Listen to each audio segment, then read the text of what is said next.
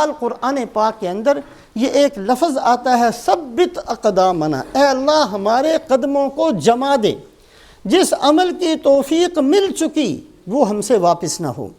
قرآن پاک کی تلاوت کی توفیق ملی ہے، یہ ہمارے پاس رہے۔ نماز کی توفیق ملی ہے، یہ توفیق برقرار رہے۔ صدقہ خیرات کی توفیق ملی ہے، یہ توفیق ہمارے پاس رہے۔ جس طریقے سے دنیا میں بسنے والا ہر انسان یہ کوشش کرتا ہے کہ جو نعمت مجھے مل چکی اس نعمت میں اضافہ تو ہونا چاہیے، یہ نعمت میرے ہاتھ سے نہ چلی جائے، اسی طریقے سے ہر ایمان والے کی ذمہ داری ہے کہ جو عمل صالح کی توفیق مل چکی یہ میرے پاس باقی رہے اور یہ میرے ہاتھ سے نکل نہ جائے۔ اس ساری تمہید کو سامنے رکھتے ہوئے قرآن پاک نے بطور علاج کے، اس لیے کہ قرآن پاک رہنمائی ہے، قرآن پاک علاج ہے، قرآن پاک تربیت کی کتاب ہے، قرآن پاک ہر اس مسئلے کا حل بتاتا ہے۔ اگر کوئی آدمی ثابت قدمی اللہ سے لینا چاہتا ہے، اگر کسی بندے کی یہ نیت، یہ کوشش، یہ محنت ہے کہ اللہ پاک اس سے اعمال صالحہ کی توفیق سلب نہ کریں، جس عمل کی توفیق مل جائے وہ ہمیشہ کے لیے مل جائے، اگر کوئی بندہ اس کو چاہتا ہے تو قرآن پاک کے اندر 4 موٹی موٹی چیزیں اس کے لیے بیان فرمائے گی۔ اللہ ہم سب کو توفیق دے، ہم محتاج ہیں، ان اپنی زندگی کے اندر ان 4 موٹی موٹی چیزوں کا اہتمام کریں۔ ایک جگہ اللہ فرماتے ہیں قُلْ نَزَّلَهُ رُوحُ الْقُدُسِ مِنْ رَبِّكَ بِالْحَقِّ لِيُثَبِّتَ الَّذِينَ آمَنُوا۔ اے محمد صلی اللہ علیہ وسلم اعلان فرما دیجئے، قرآن پاک نازل کیا ہے ہم نے، قرآن پاک لے کر آئے ہیں کون؟ حضرت جبرائیل علیہ السلام۔ حضرت جبرائیل علیہ السلام کا قرآن میں نام بھی ذکر ہوا، اور 4 دفعہ جبرائیل علیہ السلام کو روح القدس کہہ کر اللہ پاک نے، روح القدس پاکیزہ روح، اور ایک جگہ روح الامین امانت دار روح، اور ایک جگہ صرف روح کہہ کر اللہ پاک نے حضرت جبرائیل علیہ السلام کا تعارف کروایا۔ قرآن کے اندر اللہ فرماتے ہیں قُلْ نَزَّلَهُ رُوحُ الْقُدُسِ مِنْ رَبِّكَ بِالْحَقِّ۔ اے محمد صلی اللہ علیہ وسلم آپ اعلان فرما دیجئے کہ حضرت جبرائیل علیہ السلام اس قرآن کو حق کے ساتھ لے کر اللہ کے پاس سے آئے ہیں۔ لِيُثَبِّتَ الَّذِينَ آمَنُوا، اس قرآن کی خاصیت یہ ہے کہ جو اس پر چلے گا ہم اس کو ثابت قدمی دے دیا کریں گے۔ قرآن پاک کی تلاوت، قرآن پاک کا اہتمام، قرآن پاک کو سمجھنا، قرآن پاک پر عمل کرنا، قرآن پاک کو ساتھ اپنی زندگی میں رکھنا، یہ ایک ہر مسلمان کی ذمہ داری ہے۔ رسول پاک علیہ السلام کے بارے میں اللہ قرآن کے اندر بیان فرماتے ہیں کہ کل قیامت والے دن آپ صلی اللہ علیہ وسلم کیا فرمائیں گے؟ وَقَالَ الرَّسُولُ يَا رَبِّ إِنَّ قَوْمِ اتَّخَذُوا هَذَا الْقُرْآنَ مَهْجُورًا۔ اے اللہ میں کیا کروں، میری اس قوم نے تیرے قرآن کو چھوڑ دیا تھا۔ کسی اور عمل کے بارے میں نہیں فرمایا، یہ نہیں فرمائیں گے کہ اللہ میں کیا کروں، امت نے حج چھوڑ دیا تھا، یہ نہیں فرمائیں گے، یہ نہیں فرمائیں گے رسول پاک علیہ السلام کہ اے اللہ اس امت نے نمازیں چھوڑ دی تھیں، اے اللہ اس امت نے فلاں فلاں، کسی عمل کے بارے میں نہیں ہے قرآن کے اندر۔ وَقَالَ الرَّسُولُ يَا رَبِّ إِنَّ قَوْمِ اتَّخَذُوا هَذَا الْقُرْآنَ مَهْجُورًا۔ اے اللہ کیا کروں، اس میری امت نے، میرے ماننے والوں نے قرآن کو چھوڑ دیا۔ اللہ کبھی توفیق دے اپنے گریبانوں میں منہ ڈال کر ہم میں سے ہر آدمی دیکھے کہ آج میرا قرآن کے ساتھ کتنا تعلق باقی رہ گیا ہے۔ خود بخود جواب سامنے آ جائے گا، کسی کا 1%، کسی کا 2%، کسی کا بالکل نہیں۔ کتنے مسلمان ہم میں سے ایسے ہیں 24 گھنٹوں میں ایک آیت پڑھنے کی بھی توفیق نہیں ملتی؟ کتنے مسلمان ایسے ہیں نماز پڑھنے کے باوجود ہم قرآن پاک کی تلاوت کا اہتمام نہیں ہے؟ نماز پڑھ لی، بڑا احسان کر لیا اللہ پر۔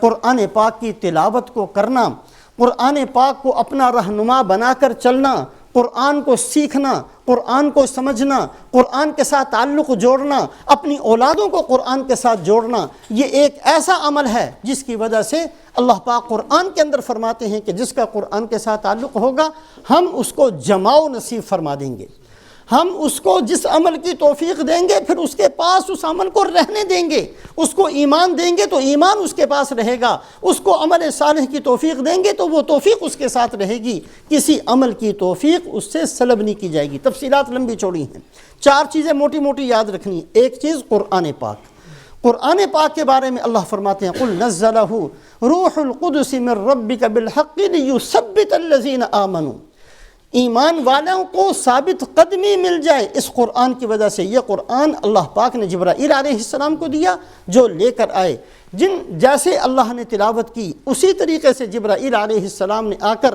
رسول پاک علیہ السلام کو سنایا، اور پھر جو رسول پاک علیہ السلام نے اپنی امت کو سنایا، الحمدللہ 100% انہی الفاظ کے ساتھ آج تک اور قیامت تک موجود رہے گا۔ اس قرآن کے ساتھ اپنا تعلق جوڑنا یہ ہماری ذمہ داری ہے، اس کی طرف توجہ دیں۔ ایک چیز۔ دوسری چیز، ایمان، ہم ایمان والے ہیں الحمدللہ۔ ایمان کہتے کس کو ہیں؟ ایمان کہتے ہیں اللہ کے نبی نے جو فرما دیا اس کو اس سے زیادہ ماننا جتنا کہ ہم اپنی آنکھ سے دیکھ کر کسی چیز کو مانتے ہیں۔ ہو سکتا ہے ہمیں دھوکہ لگ گیا ہو آنکھ سے دیکھ کر، لیکن اللہ کے نبی صلی اللہ علیہ وسلم نے، اللہ پاک نے جس بات کو فرما دیا ہے اس میں رائی کے دانے کا کروڑواں حصہ بھی شک نہیں ہے، وہ بات اتنی پکی ہے۔ اس طریقے سے اللہ اور اللہ کے نبی کی بات کو ماننا یہ ایمان ہے۔ جتنا ایمان مضبوط ہوگا اتنی ثابت قدمی اللہ نصیب فرمائیں گے۔ سورہ انفال کے اندر فرمایا اذ یوحی ربک الی الملائکہ انی معکم فثبتوا الذین آمنوا۔ بدر کا واقعہ اللہ ذکر فرماتے ہیں کہ بدر کے واقعے کو یاد کرو۔ آپ صلی اللہ علیہ وسلم کو خبر ملتی ہے مکے والے 1000 کی تعداد میں بڑی تیاریوں کے ساتھ، بڑے ہتھیاروں کے ساتھ، بڑی سواریوں کے ساتھ آئے ہیں۔ آپ صلی اللہ علیہ وسلم مدینہ منورہ سے 313 کو لے کر چلتے ہیں، اور 313 کیسے ہیں؟ 70 اونٹ ہیں 313 کے پاس، 2 گھوڑے ہیں، 72 سواریاں ہو گئی۔ ایک آدمی 4 آدمیوں سے بھی زیادہ کو ایک سواری حصے میں آتی ہے۔ 8 تلواریں ہیں، صرف 8 تلواریں۔ صحابہ کہہ سکتے تھے یا رسول اللہ لڑنے کے لیے کوئی ہاتھ میں ہتھیار بھی تو ہونا چاہیے، ٹھیک ہے پیدل پہنچ تو گئے بدر میں، لڑیں گے کیسے؟ ہاتھوں میں تلواریں بھی نہیں ہیں، کچھ بھی نہیں ہے ہاتھوں کے اندر، خالی ہاتھ۔ پورا لشکر ہے 313 کا، صرف 8 تلواریں ہیں۔ روایات کے اندر 8 تلواروں کی تعداد موجود، 8 تلواریں لے کر صحابہ نے، 305 صحابہ ایسے ہیں جو بغیر ہتھیار کے ہیں، ہتھیار بھی نہیں ہے ہاتھ میں، خالی ہاتھ پیدل پہنچ گئے بدر کے اندر۔ اللہ فرماتے ہیں اب میں نے فرشتوں کو کہا اذ یوحی ربک الی الملائکہ انی معکم فثبتوا الذین آمنوا، یہ ایمان والے ہیں، ان کے دلوں کو جما دو۔ ان میں سے ایک نے بھی نہیں کہا یا رسول اللہ واپس چلتے ہیں، کچھ تھوڑی تیاری کر کے آئیں گے، ایک نے بھی نہیں کہا۔ ایک کی زبان سے بھی یہ نہیں نکلا کہ ہم یہاں کیوں آ گئے ہیں، بغیر تیاری کے ہم کیوں آگے، ایک نے بھی نہیں کہا۔ جیسے کھڑے تھے وہیں پہاڑ اللہ نے ان کے دلوں کو بنا دیا، اتنی مضبوطی ان کے دلوں کے اندر پیدا ہو گئی۔ اور دوسری آیت شریفہ کے اندر فرماتے ہیں اللہ پاک کہ پھر ہم نے اپنا فضل یہ کیا، ثابت قدمی دی۔ کیا فضل کیا؟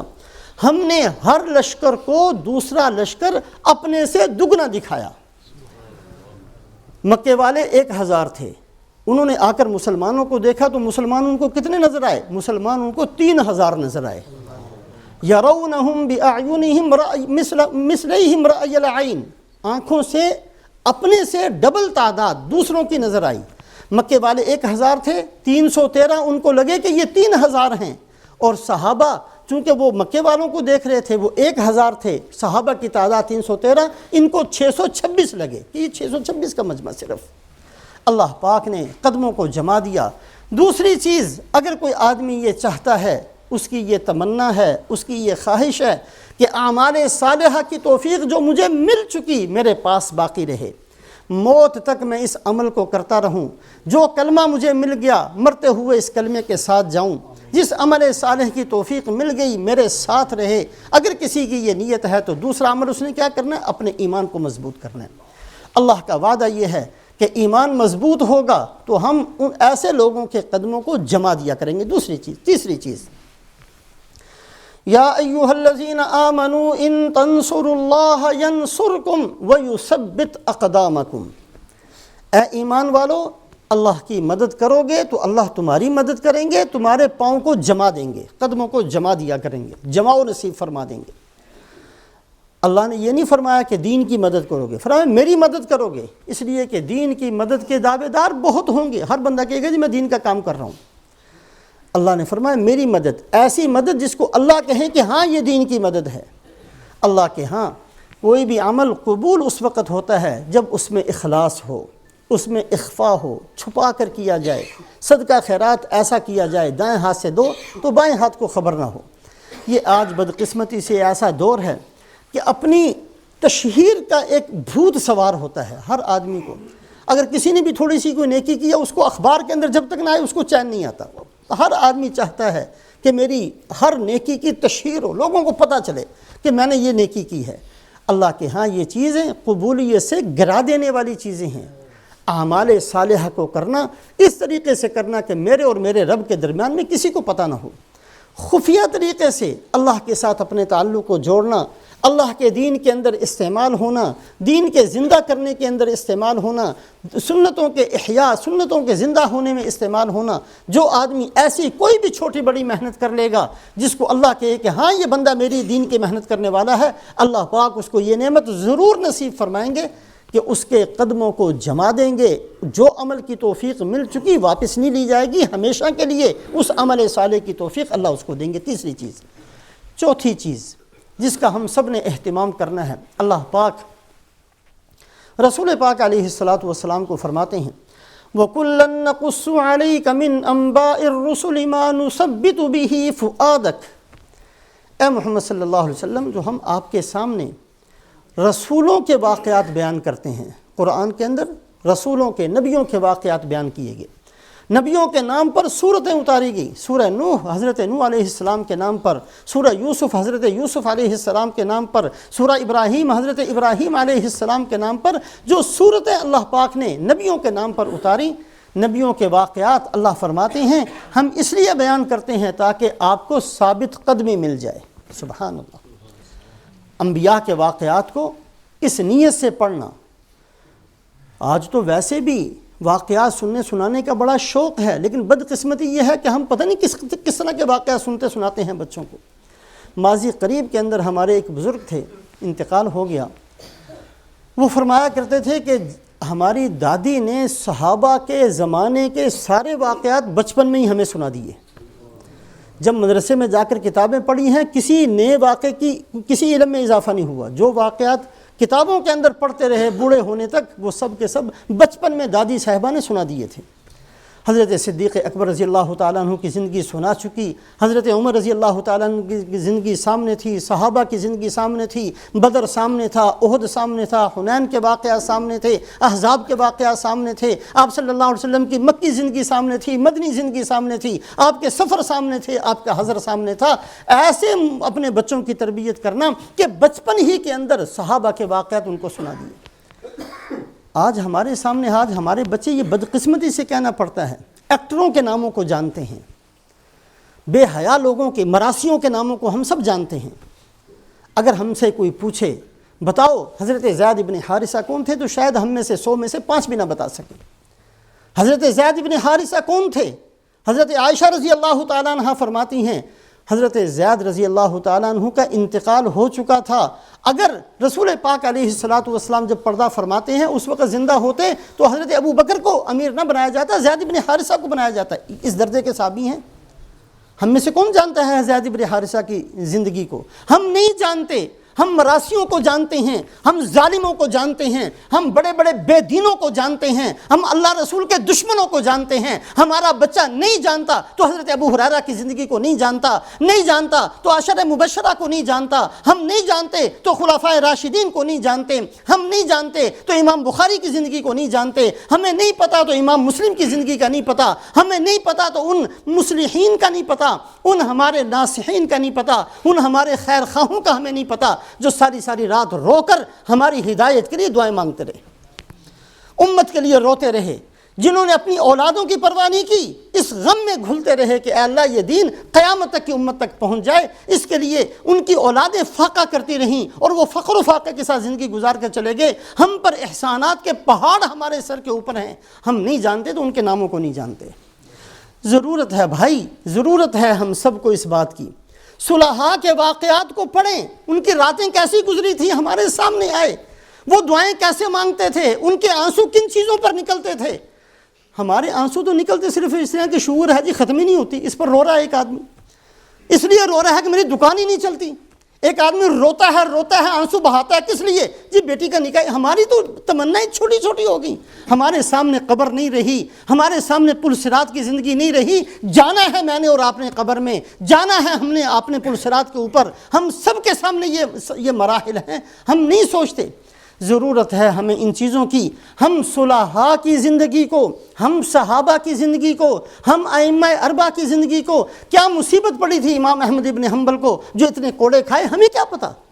ہمارے لیے کیا ہے سب کچھ۔ یہ دین ہم تک ان کی قربانیوں سے پہنچا ہے، ان کی دعاؤں سے پہنچا ہے، ان کی محنتوں سے پہنچا ہے۔ اگر نہ ہوتے تو شاید آج ہم کسی ہندو کے گھر میں بت پرستی کرتے ہوتے، یا ہم کیا کرتے ہوتے۔ ان کے احسانات ہیں آج سب کے سب ہم نے فراموش کیے ہوئے ہیں۔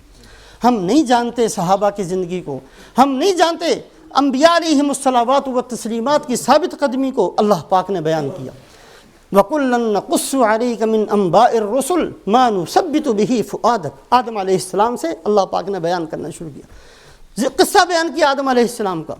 غلطی شیطان سے بھی ہوئی، غلطی آدم علیہ السلام سے بھی ہوئی، لیکن آدم علیہ السلام کی غلطی نے ان کو ساری انسانوں کا، سارے انبیاء کا باپ بنا دیا، اور شیطان کی غلطی نے اس کو مردود کر دیا۔ غلطی ہوگی لیکن اپنی غلطی کو توبہ استغفار کے ساتھ دھونا ہے۔ یہ سکھایا آدم علیہ السلام کی زندگی نے۔ بندے کو مصیبت آئے گی، اس مصیبت پر اللہ کی طرف رجوع کرنا ہے، یہ سکھایا ہے حضرت ابراہیم علیہ السلام نے۔ ابراہیم علیہ السلام کے لیے لکڑیاں اکٹھی کی گئیں، مشہور کیا گیا جو جتنی لکڑی دے گا اتنا ہی اس کو بڑا درجہ دیا جائے گا۔ کتنے دنوں تک لکڑیوں کا ڈھیر، پہاڑوں کے برابر لکڑیاں لگا کر، آگ جلا کر، جب حضرت ابراہیم علیہ السلام کو تیاری کی ہے اٹھا کر اندر پھینکنا ہے، فرشتوں کے اندر کوہرام مچ گیا۔ آسمان کے فرشتے لرز اٹھے، اے اللہ تیرے خلیل ہیں، اے اللہ کیا ہو رہا ہے ان کے ساتھ، اے اللہ ہمیں اجازت دیں، ہم جا کر ابراہیم علیہ السلام کی مدد کرتے ہیں۔ اللہ پاک نے فرشتوں سے کہا کہ چلو ٹھیک ہے، جاؤ دیکھو اگر میرا خلیل تمہاری مدد لیتا کرو مدد جا کر۔ فرشتے آئے، حضرت جبرائیل علیہ السلام خود آئے، یہ روایات کے اندر موجود، آ کر کہا اللہ کا حاجہ، اے خلیل اللہ ضرورت ہے، ہم حاضر ہیں، ہمارے ہاتھ میں ہے اس پہاڑ کو اٹھا کر دوسری طرف پھینک دینا، ہمارے اندر طاقت ہے زمین کو اٹھا کر آسمانوں تک لے جانا۔ جبرائیل علیہ السلام کے اندر بڑی طاقت ہے، ہمارے اندر طاقت ہے، حکم دیجئے، اللہ کا حاجہ کوئی ضرورت ہے۔ ابراہیم علیہ السلام فرماتے ہیں اما الیک فلا، ضرورت مند ہوں لیکن تیرا محتاج نہیں، میں اپنے رب کا محتاج ہوں۔ جبرائیل علیہ السلام کہتے ہیں ابراہیم اے خلیل اللہ کے محتاج ہیں تو اللہ ہی سے دعا کر لیجئے۔ فرمایا دعا تو جب کروں جب اللہ کو پتہ نہ ہو، اللہ جانتے ہیں میرے ساتھ کیا ہو رہا ہے، اگر اللہ کو منظور یہ ہے کہ مجھے جلا دیا جائے تو میں اس کے لیے تیار ہوں، اللہ کو منظور ہے بچانا تو خود بچائیں گے، مجھے اللہ کے سامنے سوال کرنے کی ضرورت نہیں۔ جب ابراہیم علیہ السلام نے یہ کہا، اب اللہ کی طرف سے سیدھا حکم آیا ہے بغیر کسی بات سے کہ قلنا یا نار کونی بردن وسلاما علی ابراہیم، اللہ براہ راست حکم دیتے ہیں آگ ٹھنڈی ہو جا۔ مصیبت کے وقت میں رجوع اللہ کی طرف کرنا ہے، اللہ کے سامنے ہاتھ پھیلانے ہیں، اللہ سے مانگنا ہے، اپنی ساری زندگی کو اللہ کے سامنے رکھنا ہے۔ یہ سکھایا ہے ابراہیم علیہ السلام کی زندگی نے، انبیاء علیہم الصلوات و تسلیمات کی زندگی، صحابہ کی زندگی، بہت بڑا احسان کیا اس ماضی قریب کے اندر۔ حضرت مولانا محمد یوسف صاحب رحمۃ اللہ علیہ نے کہ حیات الصحابہ، صحابہ کی زندگی 3 جلدوں کے اندر لکھ کر امت کو سکھائی۔ دیکھو صحابہ ایسے تھے، صحابہ فقر کے وقت کیا کرتے تھے، صحابہ کشادگی کے وقت کیا کرتے تھے، صحابہ سفر میں کیا کرتے تھے، صحابہ آپس کے اندر اگر کوئی مسئلہ ہوا تو اس کو کیسے حل کرتے تھے، صحابہ کی راتیں کیسے گزرتی تھیں، صحابہ کا دن کیسے گزرتا تھا، صحابہ نے تکلیفوں کو کیسے برداشت کیا ہے، صحابہ نے صبر کیسے کیا ہے، صحابہ نے بھوک کو کیسے برداشت کیا ہے۔ ایک لمبی زندگی اور زندگی کے ہر شعبے کو امت کے سامنے پیش کر دیا، لیکن کیا کریں ہمارے پاس وقت ہی نہیں ہے۔ تو چوتھی چیز، اگر کوئی آدمی یہ چاہتا ہے، جیسے دنیا میں بسنے والا ہر بندہ یہ کہتا ہے کہ جو نعمت مجھے مل گئی میرے پاس رہنی چاہیے، جوانی ملی ہے 1000 جتن کرتے ہیں یہ جوانی کہیں چلی نہ جائے، صحت ملی ہے یہ کہیں ضائع نہ ہو جائے، مال ملا ہے کہیں ہاتھ سے نہ نکل جائے۔ جیسے ہم دنیاوی اعتبار سے ہر بندہ یہ کوشش کرتا ہے کہ میری نعمت میرے پاس رہے، اسی طریقے سے ہر مسلمان کی ذمہ داری ہے کہ یہ کوشش کرے جو عمل صالح کی توفیق مجھے مل گئی، اے اللہ یہ مجھ سے واپس نہ لے۔ جو آپ نے مجھے توفیق دے دی، جو کلمہ نصیب فرما دیا، جو نماز کی توفیق مل گئی، جو علم مجھے مل گیا، اس کی قدر میں کرتا چلا جاؤں، مجھ سے یہ چیزیں ضائع نہ ہو جائیں۔ اس کے لیے چوتھے درجے میں یہ ہے کہ واقعات کو، صلحاء کے واقعات کو پڑھنا، صحابہ کے واقعات کو پڑھنا، نبیوں کے واقعات کو سامنے رکھنا، اس سے انشاءاللہ ثابت قدمی ملے گی۔ ان 4 چیزوں کا اہتمام کرنا۔ رمضان المبارک قریب ہے، رمضان المبارک کے اندر خاص طور سے دعا کا اہتمام کرنا کہ اے اللہ ہمیں ثابت قدمی نصیب فرما، ہمارے قدموں کو جما دے، ہمیں جماؤ نصیب فرما۔ حالات اوپر نیچے ہوتے رہیں گے لیکن ہم اپنے دین پر قائم رہیں، ہم اپنی نمازوں پر قائم رہیں، ہم اپنے سچ بولنے پر قائم رہیں، ہم اپنی ایمانت داری پر قائم رہیں، کہیں خیانت کی طرف نہ چلے جائیں، فقر و فاقہ ہمیں حرام کی طرف نہ لے جائے، مصیبت ہمیں کہیں تیرے در کو چھوڑ کر کسی اور در پر نہ لے جائے۔ اے اللہ ہر حالت میں اپنا خاص بندہ بنا کر ہمیں جینے کی توفیق نصیب فرما۔ ان دعاؤں کا اہتمام کرنا، میرے لیے بھی دعا کرنا، ہم بھی آپ کے لیے دعا کریں گے تاکہ ہم ایک امت مسلمہ بن کر جینا اور مسلمان بن کر مرنا سیکھیں۔ اللہ ہمیں توفیق نصیب فرما۔